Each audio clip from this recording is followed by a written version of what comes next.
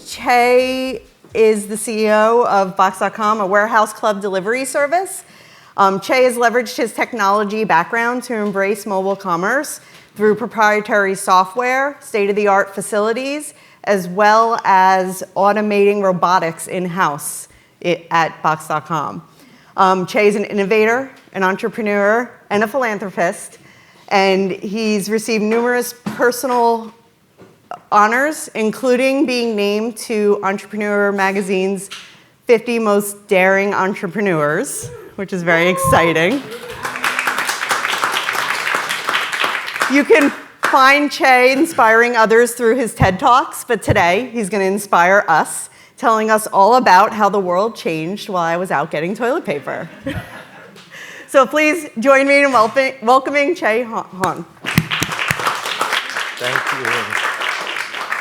Thank you very much for that. Let me put this down so I don't knock it over while we're doing this. And is there a clicker? Is this the clicker I can use, or is it just the keyboard? I thought there was a clicker. I could just use the keyboard. Yeah, the keyboard will work. Okay, the keyboard works as well. So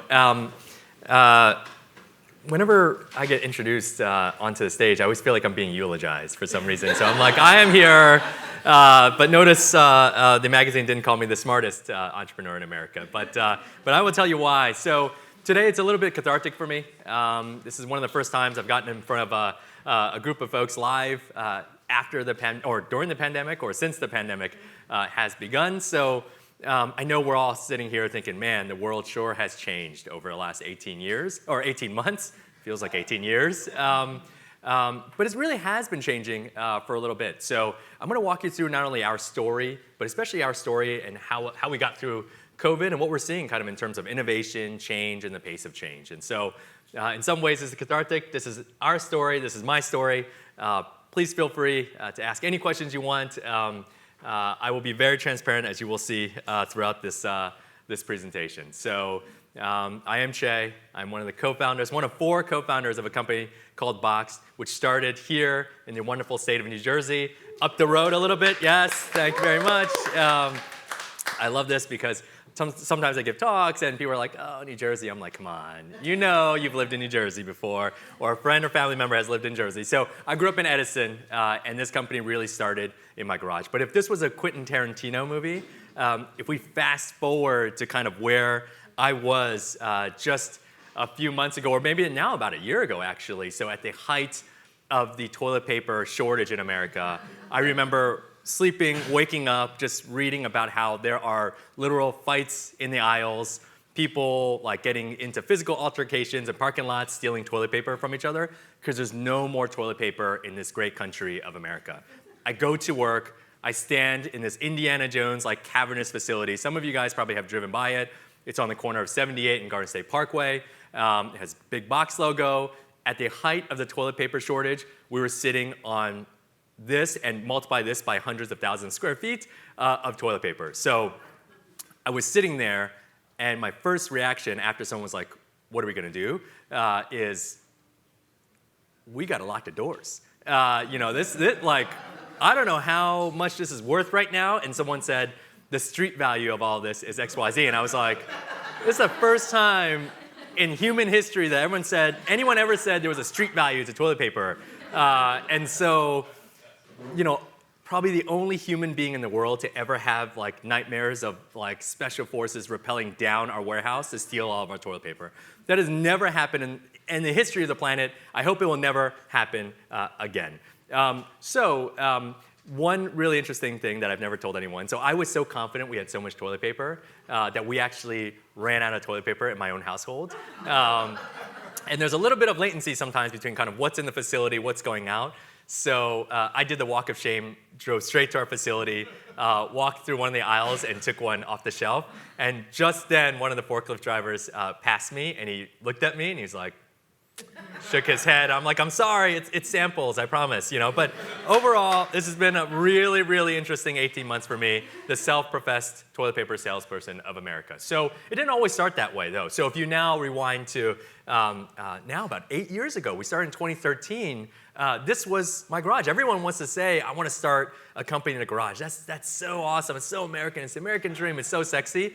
until you're 30 years old and you sit in a garage like this, I'm telling you, it's not a very sexy dream. And so there's a pressure washer in the back, there's like boxes, there's like this old computer that we were using. That's our weigh station. It was not fun. And some of the harshest memories I have of this time was actually a few things. So one was the bus stop for the local elementary school stops right in the corner of my house in Edison. And so the kids would get off the bus, kind of walk in front of my garage, cross the street, go past my garage, then cross the street again to go back to their home. So I became this weird guy selling candy, toilet paper, and stuff out of my garage. And I was like, wow, that's really, really depressing. I'm like, I'm sorry, kids. Like, do you want candy? You want cookies? Believe me, I'm friendly.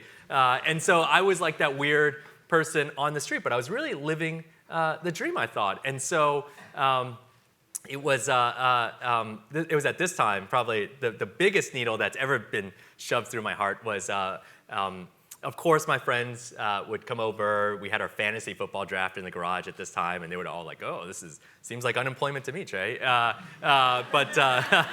But it's not, it's a dream. So my mother-in-law came to visit during this time, and she was like, I heard you're starting a new company. It's in the garage, like I just want to check it out. So she came, we weren't married that long at the time yet. And so she looked at the facility and just kind of looked me up and down. And I thought she'd be really proud. She's like, you're living the dream. This is what I want. One day my grandkids will live their dream just like you. So she whispers in my ear, I knew you weren't the one. And I was like, oh, and I was like, oh, are you joking? Because that's like, if you're not joking, then, oh, that really hurt. But I think today she says she was joking. Because when we go into a new facility, I'm like, and she says, oh, I was just joking. Come on, you knew I was joking. I was like, were you? But anyway, so, we didn't sell that much, but whenever we did start to sell things, we started to like hire some friends. And so all the SC Johnson stuff went under our pack table. We started like selling sriracha sauce and Febreze and started building aisles in our garage. So it started being, okay, it's really interesting. But, we're doing like literally 10 orders a day, 15 orders a day. So it was plodding along, and we had all quit our jobs. There was folks that had to feed their families to sit in the garage on a lawn chair in this central Jersey garage. And so it became really stressful. But what I found is that I think every single company has a moment. I think most organizations have a moment. I also think most people say you can't believe what you kind of hear on TV, but I tend to think everything on TV is absolutely factually accurate. And so this happened to us while we were sitting in the garage. Club on your phone, so you don't have to go to those big stores to get your bulk items, discount prices, free shipping to your door on most items. Some you pay for shipping, but most for free. That's genius. Just because you're saving gas, and headache, and time, everything. Lucky that. Genius. Love it. Okay. So, this is why you have to trust what you see on TV. So these folks clearly know genius when they see it. But we didn't pay for this. They just said, we're looking for new solutions for busy moms. Like, we heard about this thing, boss. Can we talk about it on the Today Show? And I was like, has anyone ever said no to you? So they absolutely did. And sure enough, it's like very cliche, but we actually had to turn off the bell that indicated we had an order because it just started coming in. We were sitting I remember we were sitting on a sofa in my living room as the bell was just like going off over and over. And there was like 5 people that worked at the company at this time. And they were all looking at me like, what are we going to do? And I was like, first, we're going to turn off that effing bell. Because that is just heightening my stress at the moment, my anxiety. So, and so that was a really interesting moment. But, my garage became a fulfillment center. I wish I would have zoomed out a little bit. So, but people started dropping pallets on our doors. There were 40-foot trucks trying to like drop off stuff and replenishing. If you Google Street View, my home address, there's still an old picture of like people with boxes, cars up and down the street, a 40-foot pod container on my driveway. We had to undrill the garage door so people get in and out quicker. And then we undrilled the door to get to the garage. And so it was like full on. My neighbors were pissed and they were convinced that I was selling drugs, but we weren't. we were selling, it's so hard to explain. It's like, no, I promise you we're selling Oreo cookies and Febreze. They're like, oh, sure you are. And so it was full on. So this was our moment. But basically, this was kind of every order that we sold in that first kind of quarter that we were in business. So that first full quarter we were in business. But after the Today Show went, we found huge growth. So this was one quarter after that. And then our first full quarter as a national business, this was every order that we had kind of fielded. And so you could really see evolution of consumer habits was really changing when it comes to mobile commerce. You could also see, I thought, we have to not only turn off the effing bell, we got to get the F out of my garage because this is untenable. So we actually moved out. We hired some great people. We hired everyone we knew, all the technologists we knew to really go after this. And now, if you come to 78, this is not even one of our newest facilities anymore. This is what you would see. This was the day that it opened, but instead of a garage, instead of people pushing carts around, it's miles and miles of conveyor. You see these big, heavy totes because what we actually built was a business that tried to make money selling, these CPG items, which are traditionally lower margin. So our typical consumer order has 8 items in the basket. Our typical business order has 15 items in the basket. So you need these big, wide rails, big red totes. So really custom designed for us. So this was, as it comes around, you'll see it goes off into different zones depending on what you order, like a shopper would. There's a robotic structure on the right where, one of 8 robots goes up and fetches your bin so that we can put more things in your basket. And the genesis of our hardware team actually was right here. The flaps of the box are up. And so if you order from box, if you haven't, please do. If you haven't yet, or if you have already, you'll notice that on your shipping confirmation, it's, you get a picture of the contents of your box as it's going out the door, and it says your box took a selfie. Like we have so we hired ahead oftentimes. So we hired this veteran of the distribution industry. He had been running distribution centers for 30 plus years. He actually is one of the few humans that I still know that actually dips. So not even chewing tobacco, but dips, like old school dip. In a time where most of our staff are on TikTok, this guy is still dipping, and with a spit cup. And so, he would leave all these cups around, and someone grabbed one once. I was like, that is not Coca-Cola, my man. So you probably want to put that down. And so he dips in the facility, and so this is the kind of guy he is. And so I was like, what do you think, Rick? Innovation, box took a selfie, huh? So he spits in his cup, and he's like, I think millennials gonna eat this shit up, And so that was, and it was kind of true. So people love it, but it's just us adapting to this newer customer that's more accustomed to how they behave in the outside world and bringing that to their shopping habits. So now I mentioned that's not our newest facility. Our even newer ones are actually powered off of hardware that we build ourselves. So down to the printed circuit boards we design. And so there's autonomous guided carts go around the facility. So instead of that conveyor belt kind of bringing that big red tote to you, this cart, and actually in Dallas, a train of 40 of these carts move along just like a virtual conveyor belt. So instead of millions and millions of dollars of CapEx, you go to Home Depot, you buy that yellow stripe, and basically it's roaming around just like that red tote would in the background. So our newest fulfillment centers are all powered off of this technology that we had ourselves. So we went from really, I know I'm a really great CEO. I didn't do any of this. I'm taking all the credit for it. So I've got CEO written all over me. So I'm kidding. I know there's a lot of executives here. But basically what we found was that the problems as we got big, they were too widespread for me or anyone around me to solve. So really empowering folks to make the right decisions really became kind of core to our culture. And so we do also really great things. So we try to write, and still to this day, just about every order gets a handwritten note. So you'll get a handwritten note that says, if you bought diapers, sometimes they'll write, say hi to the baby for us, or who packed your order. If you sometimes order next size up, they'll say, oh, growing up so fast. So really interesting things powered by our CRM system, but there is still a manual component where the packer is actually writing a note for 5 to 10 seconds.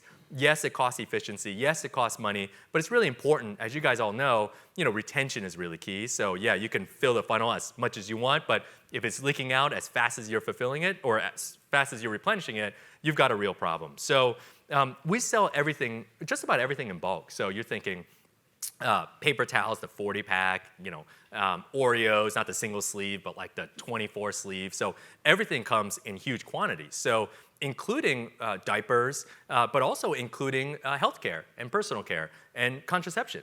So we sell I think the 40 pack of Trojan condoms. So it's like a pretty big, pack. And so we had an order once where someone bought 4 40 packs, and that's all they bought from us. And so we give wide birth to you can write whatever you want on these notes. It's rarely ever gone off the rails. We're super about the opposite of micromanagement. It is do what's right for the company. If we're all gearing up for the same thing. So we have an aspiring, I guess now a comedian in the midst. So this was the note that was written for this particular customer. So they wrote into customer service. We actually had an executive meeting about this because they were like, "This is not cool. This is it's But so we actually had a meeting whether we had to fire the person or kind of promote them. And so we went neither. The person still works at Boxed, but did get a handshake from most people that see him these days, knowing that he wrote the note. So that is kind of when we kind of had to, you talk about loose and tight. That was like maybe a little too loose. And so maybe time to tighten this up a little bit, just a tad.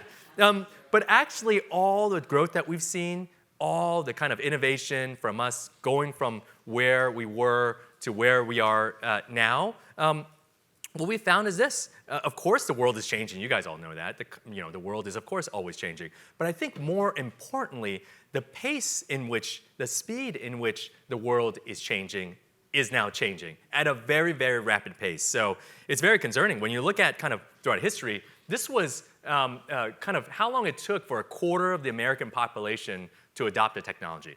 It's pretty crazy, right? Electricity, it took 46 years for people to think, electricity seems like a pretty cool idea. I trust it. It's not going to kill me if I turn on a switch at the end of the night.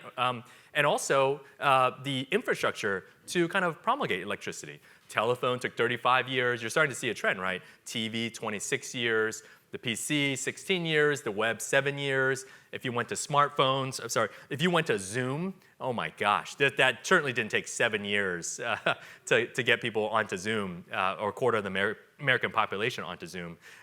Said differently, this is the kind of rate at which the change is happening. So no phone, landline only, mobile phone, smartphone adoption. You're kind of seeing a rapid increase or decrease in the time in which people are adopting technologies. And I really think that is important because for us as entrepreneurs, for us as business executives,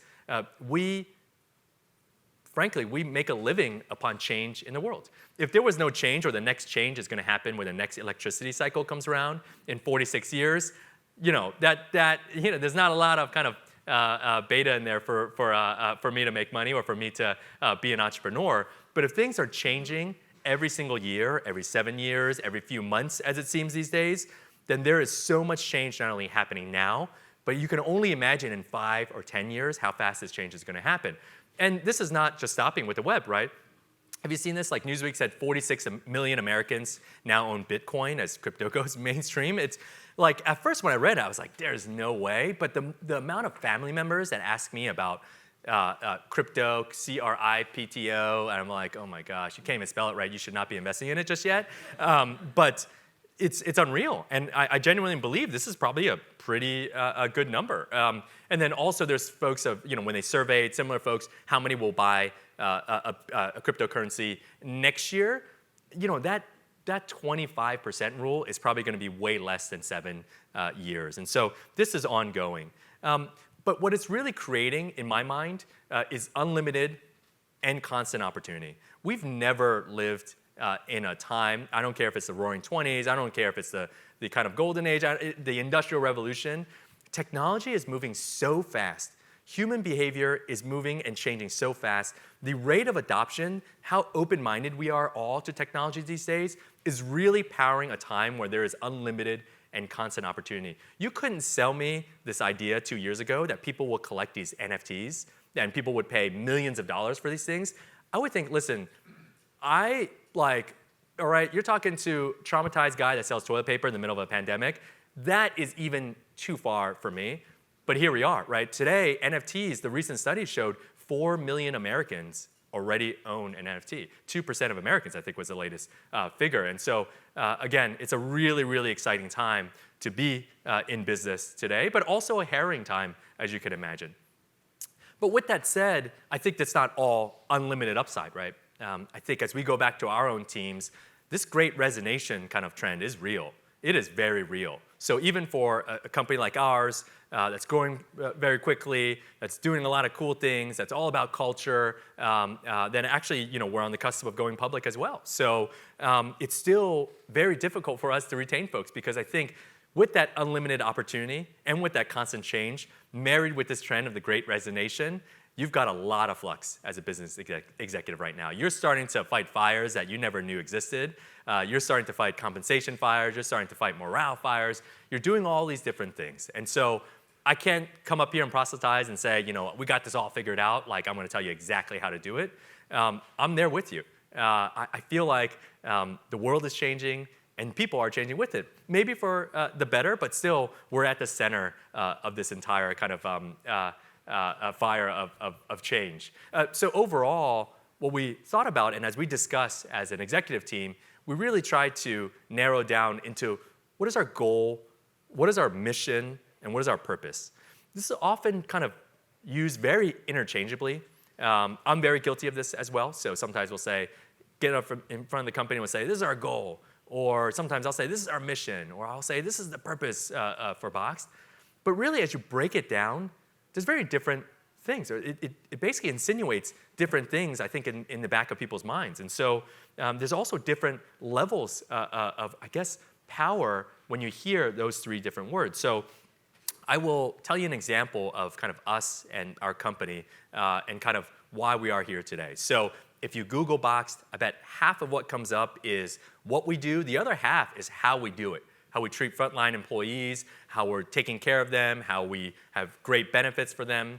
But the story of why we do that has never really been told that well. And so when you think about someone in our fulfillment center, out of our garage now, starting to hire other people, and the volume is starting to come through, we had to hire anyone we could, just basically off the streets to help us in these warehouses, to do physically kind of manual work, especially before we automated our facilities. So this gentleman's name is Tim. So Tim, of course, he likes the Lakers. I'm not a Lakers fan, but he does, of course.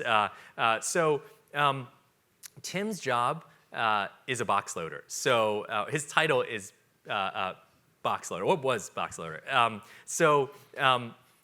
It's funny, a lot of startups have very esoteric titles, like I'm the chief happiness and kind of innovative snack officer, and just like, what do you really do day to day? But his card, if he had one, would say box loader, and you wouldn't say, okay, all right, great, box loader. What do you do, Tim? I told you what I did. And so he would take boxes that comes off the decline and load it onto, and Tetris it in a truck. So a lot of e-commerce, even with all that automation, is still manual. So Tim would take this box off the decline, put it onto the truck. He would take the next box, put it onto the truck. Take the next box, put it onto the truck.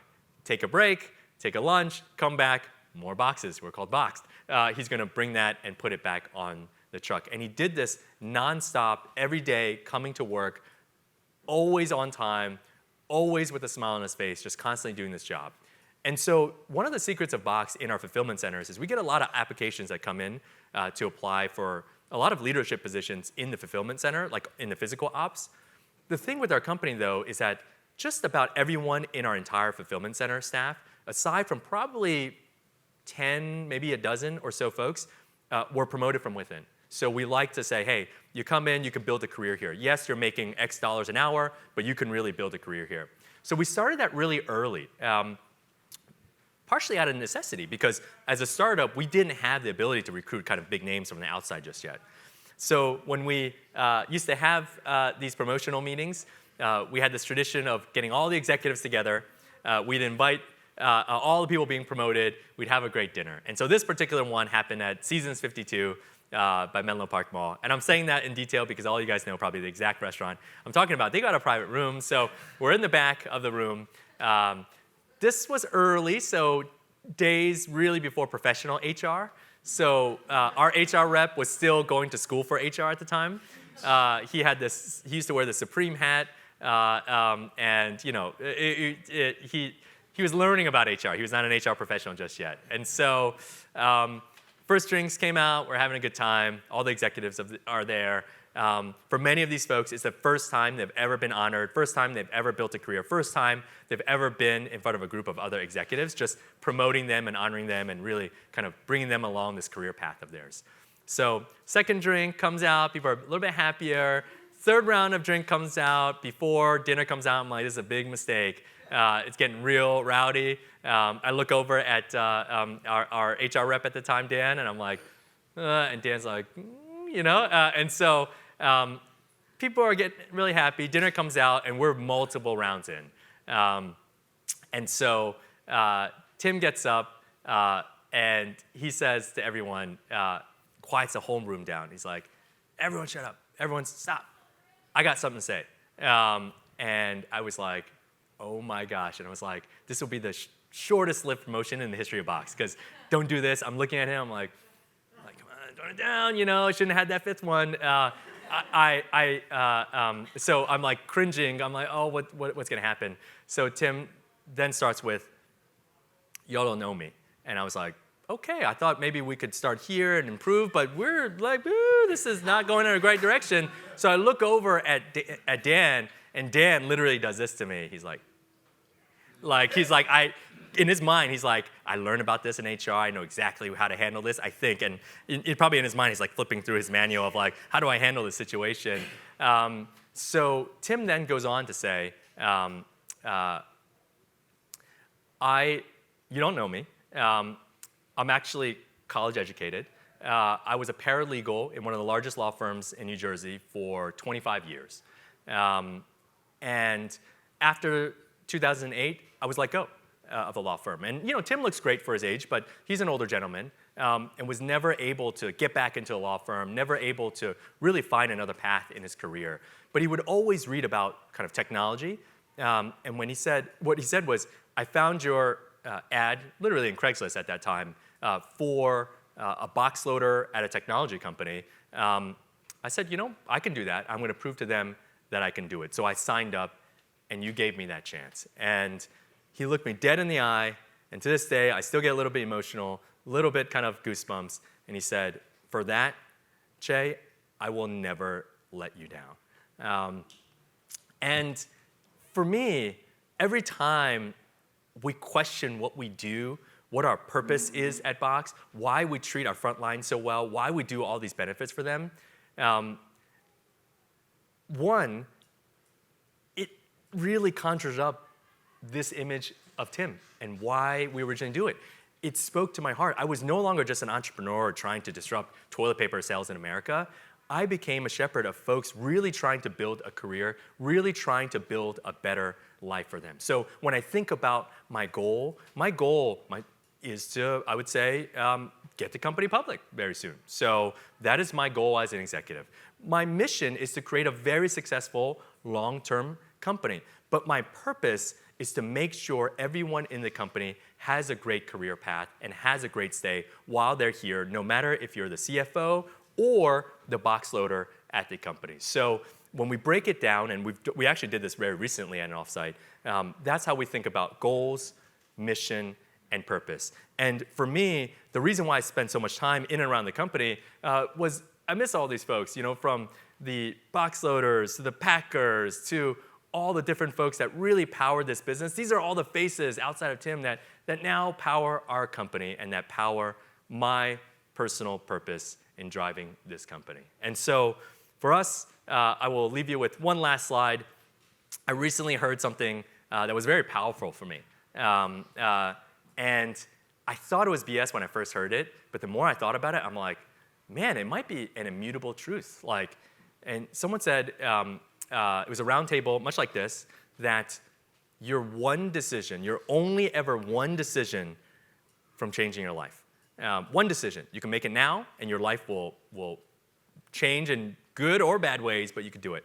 And at first, I was like, come on now, what is that? That is like, it's a TV show. But the more I think about it, it's like, man, I could really change my life with really bad decisions right after I walk out of here, you know? And so, or I could change my life in very good ways with one decision. I think this translates into all of our purpose and all of our company cultures as well. I know there's a slippery slope of, hey, or this momentum of like, our company culture is a certain way, our people's mission is a certain way, our purpose is a certain way, but I really implore you that your culture, your goals, your mission, and your purpose in your company is really only one decision from being changed. So I leave you with that. I thank you for listening. This was very cathartic for me, and hopefully you enjoyed the mission, the purpose, and the goals of Box. So thank you very much.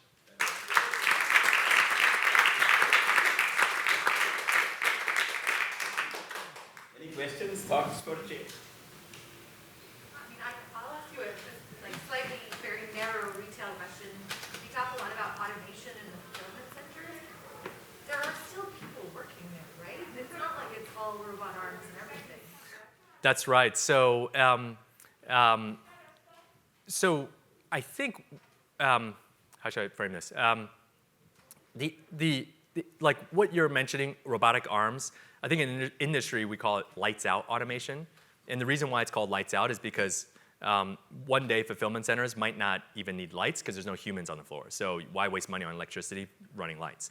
And so we're very far from lights out automation in kind of B2C fulfillment, partially driven by the difficulty of trying to replicate the dexterity of a human hand. Like we take for granted that, you know, I'll pick up that coffee that I have with one hand, but I'll take the mic with my other hand, and I'll bring up this laptop with two hands, all with different varying degrees of force.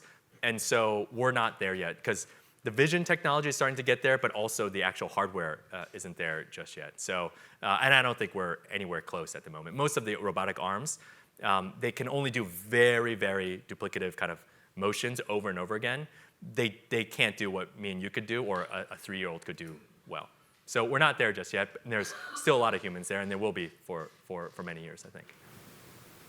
Yep. So you sell bulky products. How did you negotiate dimensional weight when you were small? Yeah, that was really, really hard. And I wish the guy who dipped was here, because he could give you like a 4-year kind of journey on how we did it. So, you know, how we find is that, you know, our typical box, the DIMMs are gigantic. So we're oftentimes, you know, weighing out as much as we're dimming out when it comes to certain rate structures. So what we found is that we only try to negotiate heavily on the big items. So if you're going, you know, next day air, we're going to pay full freight on that. We're going to pay full kind of list rate for that. We're not going to touch that at all when we negotiate with carriers. But on the bigger DIMM items, that's where we need relief. It's also hard though, because, you know, the whole world is changing, and so bigger DIMMs are sometimes was in favor, now not so much in favor, but I do think maybe it will go back in favor once it all normalizes, but we'll see. But it's a very good question. So really concentrating on what we did, what we went after was really key. With that said, I would say when I look back at our rates when we thought we got a good deal in year 2, I was like, man, they really ripped us off. And so, and we had a steak dinner because we thought we had a good rate. But I should have looked back and said, you know, this steak dinner is probably given to us because we're paying too much. It's one of my radar should have went off, but that's how we did it. Have you stuck with one carrier? No, especially in this world, there's so much rapid change. We couldn't do one carrier. So we'll have kind of brown, we'll have purple, we'll have regional carriers, and we're even going to test out kind of locally our own fleet in and around the fulfillment centers as well. So yeah, you can't just rely on one carrier anymore. There's just not enough kind of shippers out there that can handle everything for everyone. Yep. So I've got a two-parter. Okay. First of all, with the pandemic, have you found that customer behavior has significantly changed, which has really propelled your business that may not have happened as quickly had it not? And the second half is, in the very, very beginning when you were a startup, how did you balance all the different opportunities? Because that is really, really challenging. Yeah. For, So very good questions. During the pandemic, things have fundamentally changed. So in 2013, starting this business, going even to the gates of Stanford and pitching the most forward-thinking venture capitalists in the world, they're like, laundry detergent on your mobile phone? Like, I don't know about this one, brother. Like, I browse on my phone and I'll check out on my desktop. And by the way, e-commerce was like done in 2002.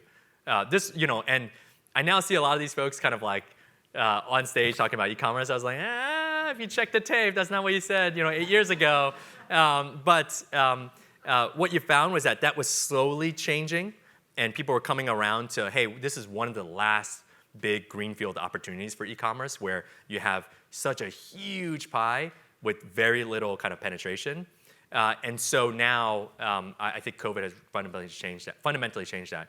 Our demographics now, just about 70% of our audience in our recent kind of N equals 30,000 study showed that almost 70% of our audience are now living in kind of really small towns or rural environments all across America. So that's a very new audience that certainly wasn't around in 2013. The second one on picking kind of what game you want to play afterwards, I feel like it's a very personal decision. And for me, I just always had a bias towards going big. And yes, you're going up against behemoths here. Yes, coming from the industry, not knowing anything about shipping, our last company, I was selling pink virtual cows in virtual games, so I didn't know. I was bits and bytes. I wasn't atoms across the country. And so moving to that was a big leap, but I just thought, man, like, if people begin to buy this stuff online, the amount of revenue, the amount of opportunity would be unreal. And so luckily, the bet paid off. Yep. What was the genesis? Did you just hate shopping at Costco? Yeah. So I grew up going to the Price Club, actually. So yeah, and it was like, I remember my family had to borrow someone's business license to sneak into a Price Club. And we'd have these like big giant things, and all the kids on the street would be like, oh, where did you get this cereal? And they like laugh at me for it. But like now it's pretty mainstream. But yeah, the exact idea came from, Edison has been a core part of my life. I've moved in and out of the city over the years, and living in the city, you go down to like a local convenience store or your local supermarket. Toilet paper rolls are like $4 a pop, and you're just like, I ain't paying that. And so I called my mom, said, don't you love your only son? Come visit me, Mom, and bring the toilet paper and bring this and bring that, because I know it's cheaper out where you live. And so I just felt like there's a business to be made for people who didn't have the time, the patience, or the means to get to a warehouse club. And luckily, over 8 years, I think that market has gotten pretty big. So, Chieh, I have a question for you. Yep. Two parts of the question. Yep. First part, you have been incredibly agile culture, right, in a very conventional industry. My first question would be, did you think about culture from the beginning, and what is your thought in terms of this thing? The second one is, was not coming from the industry an advantage for you, or was it? Yeah, so I'm not up here to BS you guys. As you can tell, like, I'm very open book. So I would be BSing you if I said, yes, from day zero, culture was how we were going to build this company. So that story of Tim, that was really my turning point of like, man, like I didn't sign up for this, but here I am, and this is what we have to rally around. And even for me personally, because it spoke to me in kind of my humble beginnings and my family's beginnings as they first moved to the States. So I can't BS you and said from day zero it was that way. I would say year 2 was really when I was like, wow, like, man, like, again, I didn't volunteer or sign up for this part of the job, but here I am, and I think we can make some change here. And then second part was being an outsider. In some ways, I would love to meet the 2013 Chieh and just like, be like, pat him on the back, be like, good luck. And she's about to say you're not the one, so watch out, No, but in a lot of ways it did, because there's a very fine line between kind of boldness and being naive. And I think sometimes going into such a big industry, it's a real gray area between the two. And I'd say today, if the 2013 Chieh came back and pitched 2021 Chieh on this idea, I'd be like, this, that, this. But I didn't know what I didn't know in 2013, so I only saw the opportunity, and so ran through walls to get there. So yes, I would say in certain ways, it was helpful being an outsider. Question. As you've clearly become endeared to the people who shop with you with regularity, how much have you been able to become a discovery engine or a transference within category when supply is not necessarily available for one item, but someone's still looking for that category of product? How much does that happen inside the cart? So it didn't happen that much previous to COVID. So we were all about discovery. So, but within the confines of, hey, brands are still what bring people to these sites. Even if you go to, like, if some of your clients are online grocers, if they tell you the truth, they're not saying like fresh meat is bringing people into the top of the funnel or kind of their private brand. It is still the national brands that are bringing people in to the top of the funnel. And then once you get them in there, once they build that item into their cart, then they're going to add potentially other items. So that has always been our strategy of get them in with our national brand or a few high volume sellers. Once they're in, there's different things we do on the experience that really get you to scroll, try to stay away from the search bar and get you to build your cart. So it's 8 on average for a typical consumer. Substitutions, that has been a very important topic, not only for us, but I'm sure for everyone, because supply chain challenges.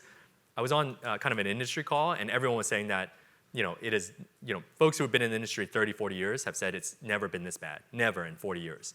And so even for us, sometimes you will see, instead of selling the 60 pack, maybe we can only get you the 15 pack. So it's not technically wholesale or bulk. But, in a pinch, people are like, I really don't care, I just need X, and so we've even had to adapt a little bit.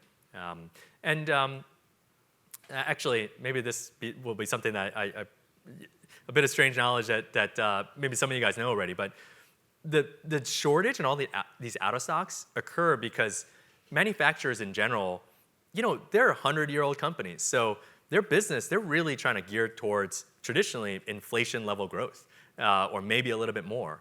And so the amount of CapEx to say, sorry, I beat the hell out of it, toilet paper, the amount of CapEx to build a modern toilet paper machine will boggle your mind. It's like $500 million.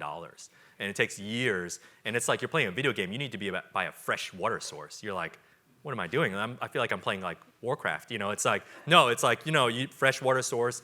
It's multiple stories, $500 million in years to build.